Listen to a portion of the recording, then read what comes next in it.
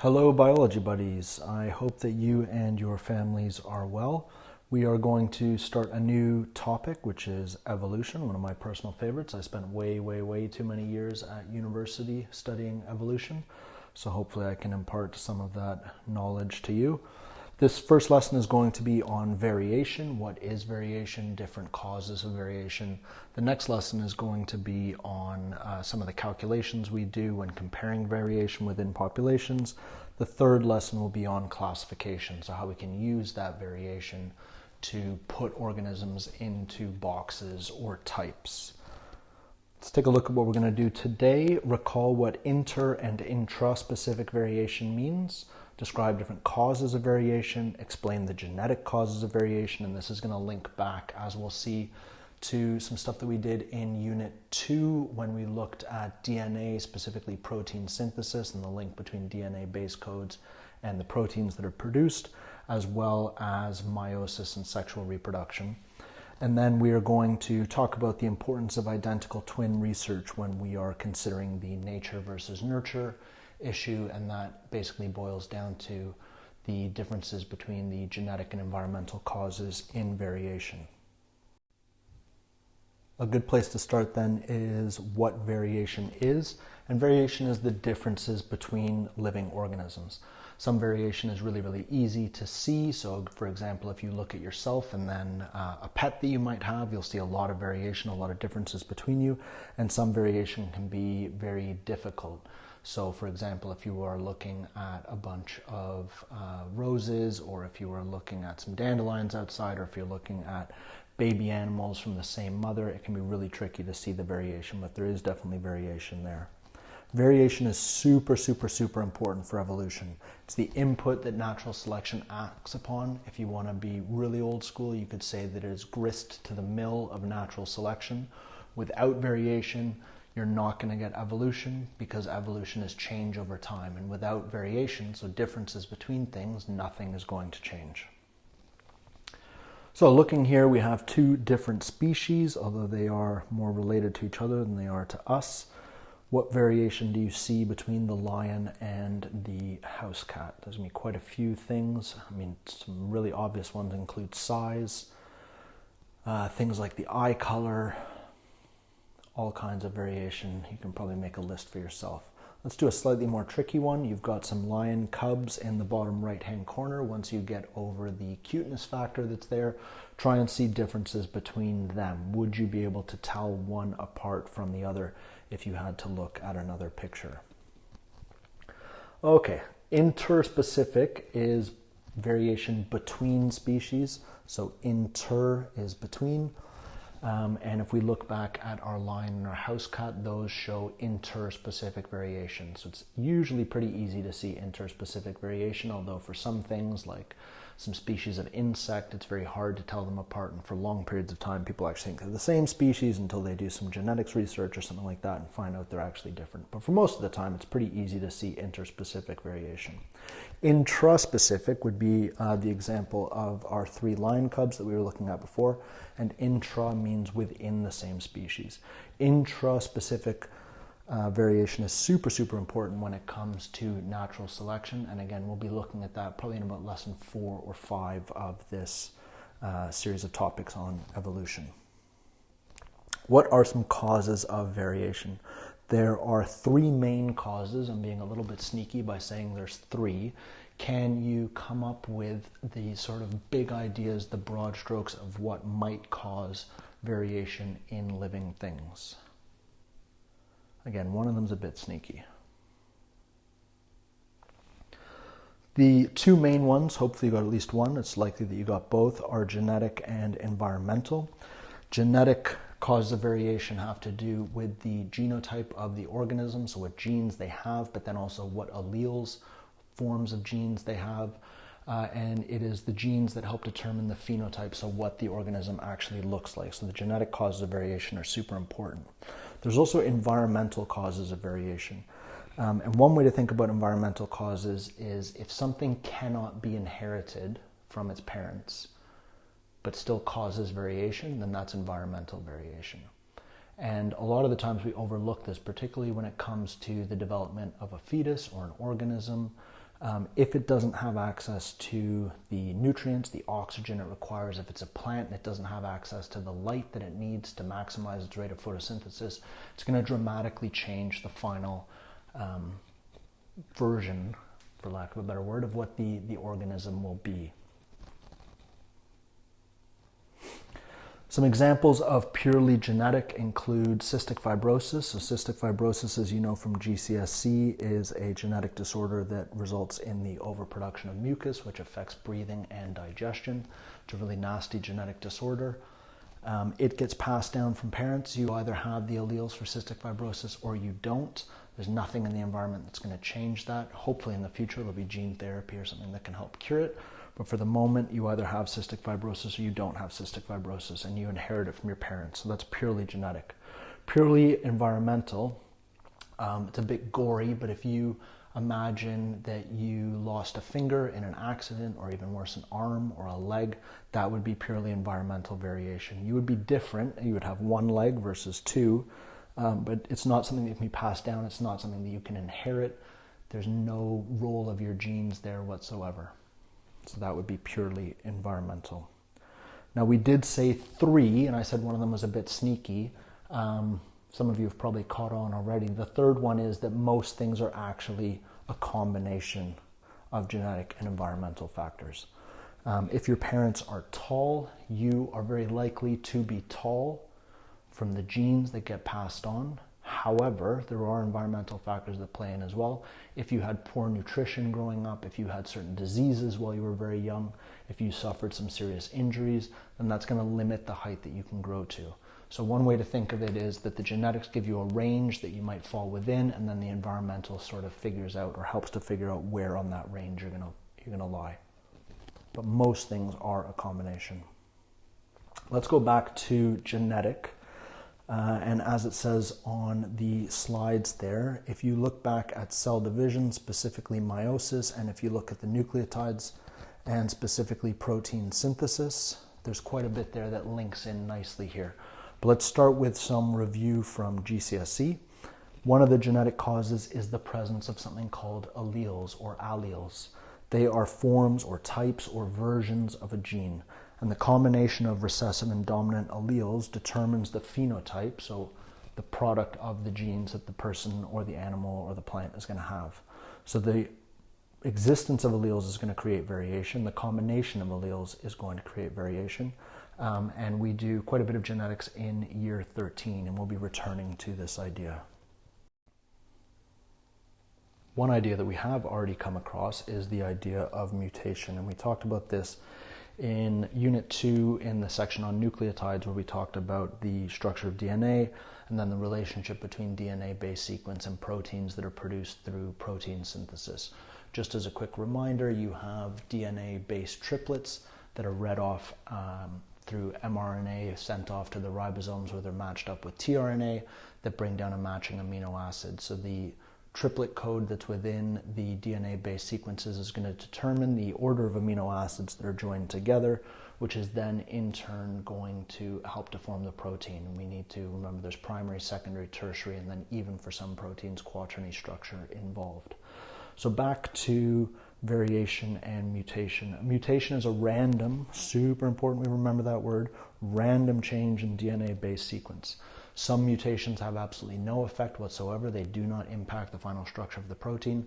Some mutations, for example, a frame shift mutation like a deletion or an addition, is going to have a massive impact because it can change the entire order of amino acids that are there. So that might improve an enzyme's function. It might give a completely new function to a protein. This is one of the areas where you can have really quick opportunities for new variation to occur. Two things to remember about mutations. One is if they happen in a somatic cell, that's a body cell, so any cell in your body that's not involved in the production of gametes or sex cells, that mutation is going to stay in that one individual organism. It's not going to be able to be passed on. If, however, the mutation occurs in a sex cell and gets into a gamete, then it can be passed on to the offspring. And once it's in that offspring, it can be passed on to its offspring and its offspring and its offspring. So mutations that occur in sex cells and gametes are going to be much, much, much more important in terms of evolution than mutations that occur in body cells. Moving on, we have meiosis. This also came up in Unit 2, specifically at the end of Unit 2 when we talked about cell division. And meiosis is a form of cell division where one mother cell produces 4 daughter cells, which are the gametes, so sperm, egg, pollen, ovum. Each gamete has half the chromosomes of the original mother cell, and each gamete is going to be genetically unique. And that's because during the process of meiosis, you get crossing over at the very beginning, and then random assortment of chromatodes and chromatids during metaphase 1 and metaphase 2. What you are essentially making is a whole bunch of genetically unique eggs or sperm or pollen or ovum. Each gamete is unique, so you already have genetic variation before even fertilization occurs. Speaking of fertilization, that is where the nuclei of the sperm and the nuclei of the egg, or the nuclei of the pollen and the nuclei of the ovum fuse together.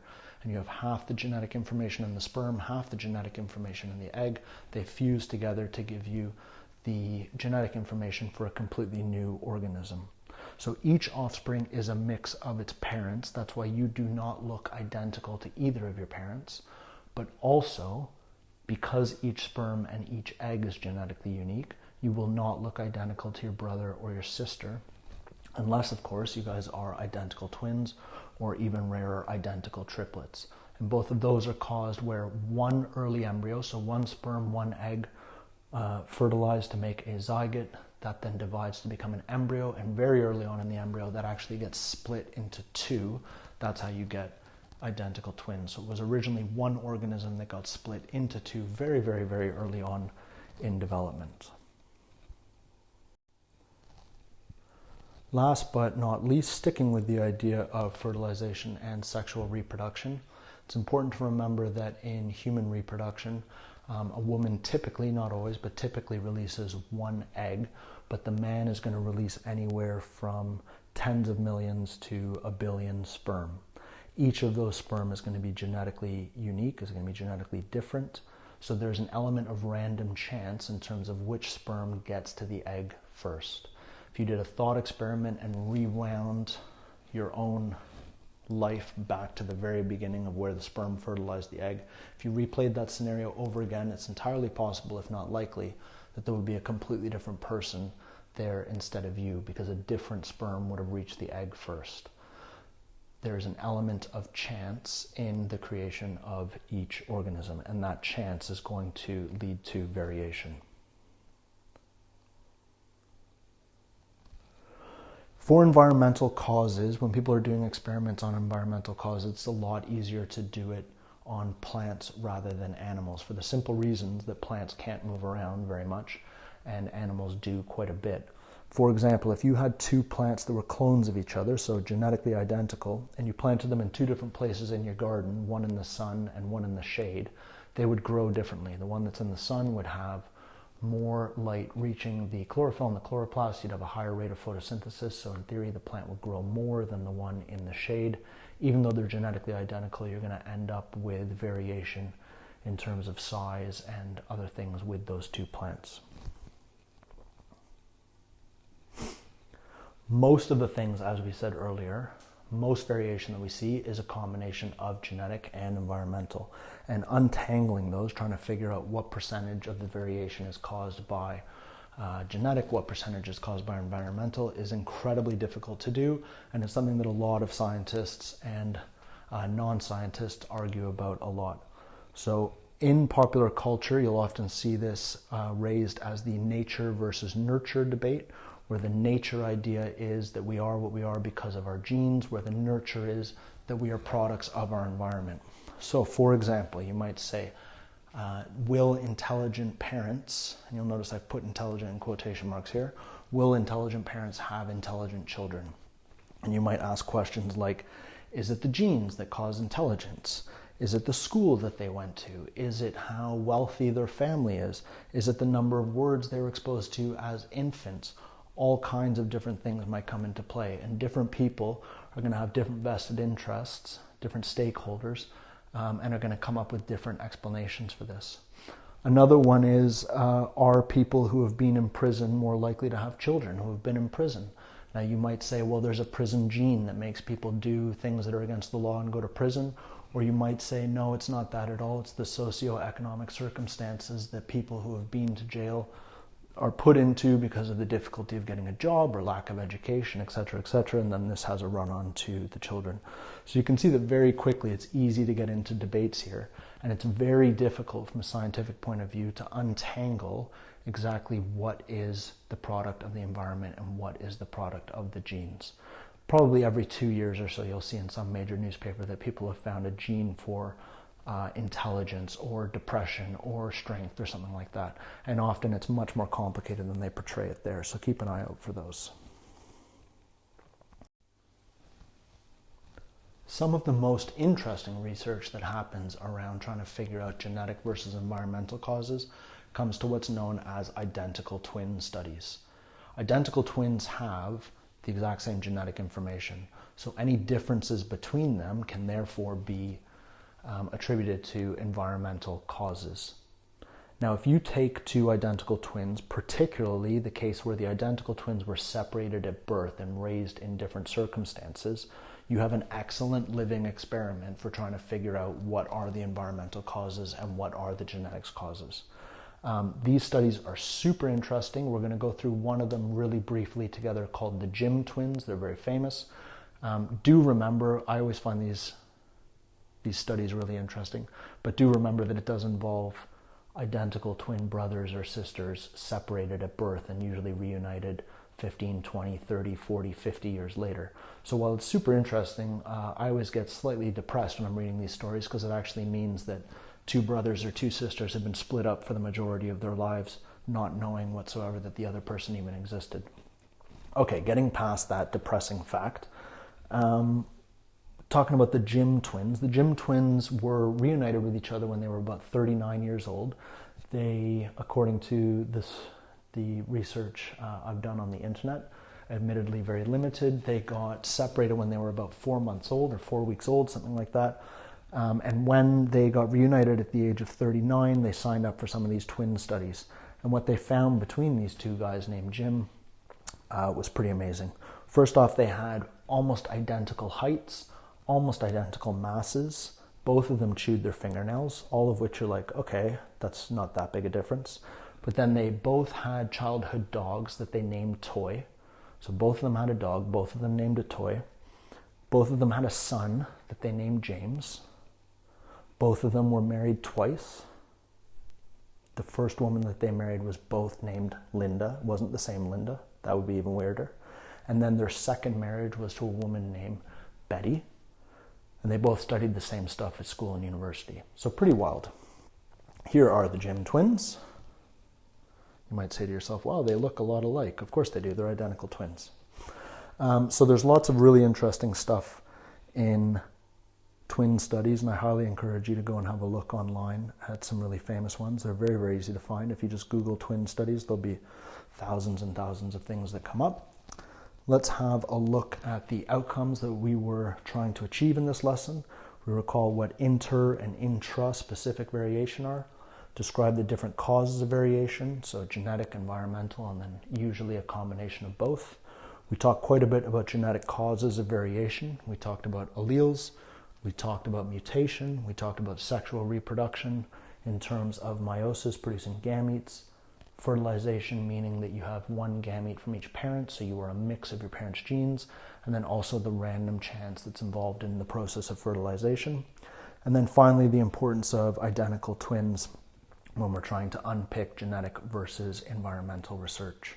Thank you for listening. The next lesson is going to be quite maths heavy. There's not going to be any homework off the back of this one, but there are going to be some practice questions off of the maths lesson.